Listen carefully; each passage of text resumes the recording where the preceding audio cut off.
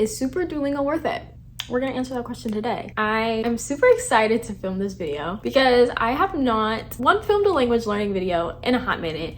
Two, I feel like this will be fun. Let's compare if Super Duolingo is worth the price. Is it just a scam? Is it worth it? Like, what it is that Super Duolingo actually has to offer. I thought it would be fun to break up this video into like 3 parts. The first one talking about my experience with like language learning and Duolingo specifically, and then we can read what Super Duolingo says that they offer, the benefits that you'd be getting, and then we're gonna actually go into Super Duolingo, mess around with it, and then we can come to our conclusion if Super Duolingo is actually worth the price. I just want to preface, even though it's probably obvious this is not sponsored by Duolingo. Does my channel look like it's sponsored by anybody? No. I will say that this video is brought to you by my brother-in-law because he's paying for the family plan of Duolingo, so your girl isn't paying for anything. All right, so let's go right in. It's kind of hard for me to like pinpoint exactly when I started learning languages. In the American school system, you learn another language throughout school, and I feel like growing up, in almost like every year I was taking like Spanish class, even though it didn't really teach me anything. But I was like actually interested in learning a language by myself for fun. So I'd say in 9th grade is when I actually started being interested in learning a new language, because my 9th grade Spanish teacher, she was an American like Southern lady who learned Spanish. And because she knew where we were coming from as like native English speakers, she had that perspective. So she was a great teacher, and like it motivated me to continue learning. So I'm pretty sure Duolingo was the first language app that I ever downloaded. And so I downloaded in 2014, and I went a little crazy because throughout high school I was kind of like jumping around a lot of different languages. And so you can see on my profile, like I have a lot of languages that I like dabbled in. Tell me why Esperanto's on there. When am I ever gonna learn Esperanto? I don't know, but she's there. So I've used Duolingo for almost 10 years now, which is, dang, I feel old, but it's always been the free version. And I've also used it very inconsistently. Like it's been random throughout these years, and sometimes I would like kill it and go on like long streaks, and a lot of times I would go months without even touching the app. So, but now that I have the family plan, I'm ready to start practicing more. I don't really know everything that Super Duolingo even has to offer. I've been on this plan for like a month or so and probably used it 3 times, but only like just following my lessons. I didn't even really see all the other things very much. So we're gonna be like discovering everything together, and we'll see all the benefits that they have. So let's go ahead and do that and see what the benefits they have listed. Okay, so here on the Duolingo website, it says that with Super Duolingo, you get no ads, unlimited hearts, mistake reviews, and unlimited attempts at legendary challenges. Just to share my thoughts on that right off the bat, I don't really care so much about ads. Like if it's a really good app or website that I'm using and there's ads, I don't really care so much as long as it's not like overbearing and like continuous like pop-ups in my face, then I usually don't mind. I can't really remember being very annoyed with Duolingo ads in the past, so I probably would not care so much about that. Unlimited hearts. This is something that has gotten on my nerves. Before getting on Super Duolingo, and when I was still on the free plan, when I saw that there were like hearts now that if you run out of, you can't practice anymore, I was so mad, because when I'm in like a flow of learning, I just don't like interruptions. And if I make a mistake, I don't like being punished for that either. So I was really annoyed that they even added a hearts method in general. And I think because I've experienced Duolingo without this like hearts thing to stop me from practicing, I don't know if it would be enough for me to want to pay for it, just because I'm a little bit spiteful for that. Like maybe if in the beginning it wasn't like that and I'm just used to this is just how it is, but now that they've added that, it kind of annoys me a lot. So I hate that new heart system. Mistake review, I think that's cool. And then unlimited attempts at legendary challenges. I had to even Google what a legendary challenge was, but I guess it's just more practice and like harder lessons, so you can have unlimited attempts of that. So that's something. I also want to read this bottom part that it says, please note that there are not new lessons in Super Duolingo. The lesson content with the free version is the same as the Super Duolingo one. So you're not getting anything extra in terms of the lessons. It's just all these extra perks. Okay, so how much does it cost? So the regular Super Duolingo, it says it's $6.99 a month, and then for the family plan, it's $9.99 a month. It could end up being cheaper for you if you get the family plan and like split it with friends or family, so then you're not paying $7 all by yourself. Okay, so this is my Duolingo homepage. This is how far I've gotten. I'm not gonna lie, I tested out on a lot of this stuff because I really can't be bothered to do every single lesson, especially because I'm not a beginner in Spanish anymore. But we can go ahead and maybe go through a lesson, because why not?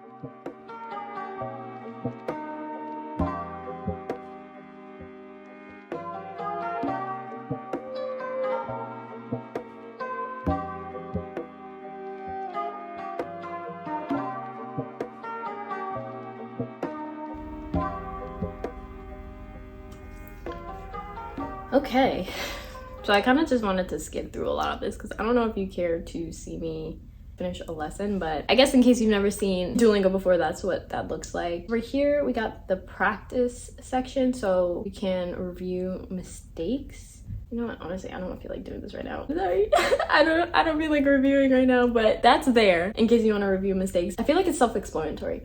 But the stories, guys, I love these stories. I don't know if they changed anything with the stories so far, but these stories are so cute and they're always so entertaining as well. So like, let's see. I feel like I've done a lot of these already, but they're really interactive and easy to follow along with. So let's see this one. El diario. The diary. Lily, tengo miedo. No encuentro mi diario. ¿Y cuál es el problema? Yo escribo sobre Miguel en mi diario. The tea. ¿Miguel? ¿El chico de nuestra clase? Sí, tengo que encontrar mi diario. Ah, está bien. Ellas buscan el diario. Like, see how cute it is? Like, it's a cute little story. So far we found out that Zari lost her diary. She's telling Lily. She wrote about Miguel in her diary. Seems like she's got a crush on him, I'm assuming. Now they gotta go look for this diary. So let's see. Lo siento. No encuentro tu diario. Es el peor día de mi vida. It's the worst day of her life, girl. Ellas ven a Miguel. Él tiene un diario rosado. Ay, no. Miguel got her diary, guys. Tiene mi diario. Hola, Sari. ¿Este es tu diario?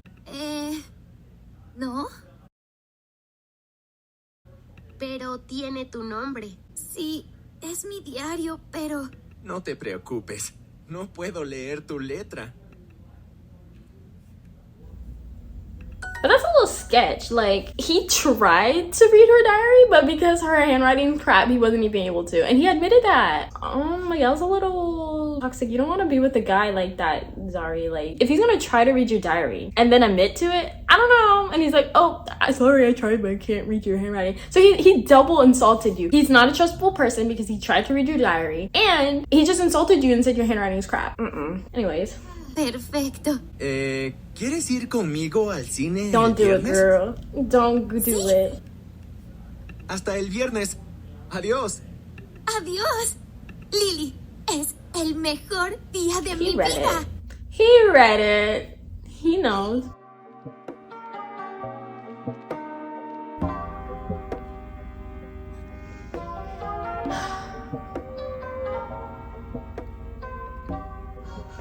Anyways, in case you don't know how these stories work, they're always like kind of entertaining, at least to me, and they're simple and I don't feel like it's too hard to understand what's going on, in my opinion. So yeah, there's a lot of stories that you can use to practice with. Side note, Duolingo has podcasts that I used to listen to. I don't know if they still have it. I have not listened to them in years, but these podcasts would be really cool because they would switch between your native language and your target language, which was really helpful in like trying to understand. Like if you don't know if you've understood everything 100%, they'll kind of like summarize it in your native language, which was really cool. So recommend listening to their podcast if you haven't already. I remember they had like a different layout before because this is more like a snake-like situation. I don't know how to describe it, but it seems to go on forever. Like, does this ever end? I wonder what happens down here.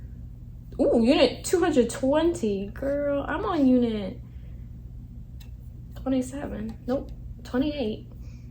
Okay, here are the languages that I got. Here's my first day streak. I've never bought anything with gems or lingots or anything, so I can't tell you anything about that. Down here it also has some Duolingo benefits. I don't know if there's anything else really that we can do here. I don't really want to keep playing around with Duolingo because I feel like we got the gist of everything. Most of the benefits on Duolingo isn't like anything excess except for I think the review mistakes section. It's more like the unlimited heart situation or streak repairs or no ads. Like it's more like little things rather than big things. So is it worth paying for. I feel like it depends on how you decide to do your lessons and how big of a role Duolingo plays in your language learning, and I guess if you got extra change in your wallet.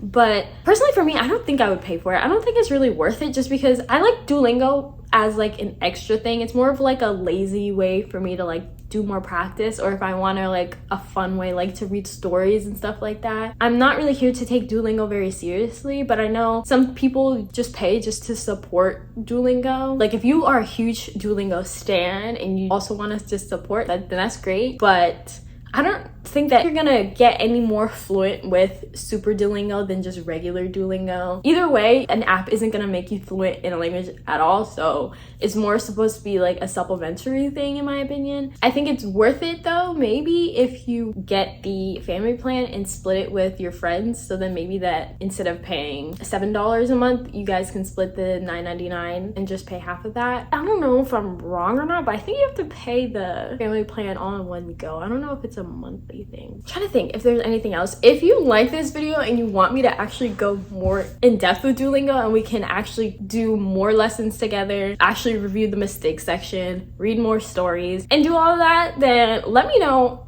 and we can do that. I don't know if it's very interesting to see someone else practice, but we can definitely do that. I hope you enjoyed this video. I enjoyed making it. I wish you guys all the best of luck in your language learning journey. If you made it this far, leave a comment below on which language you are currently learning or would like to learn. And I will see you guys in my next video.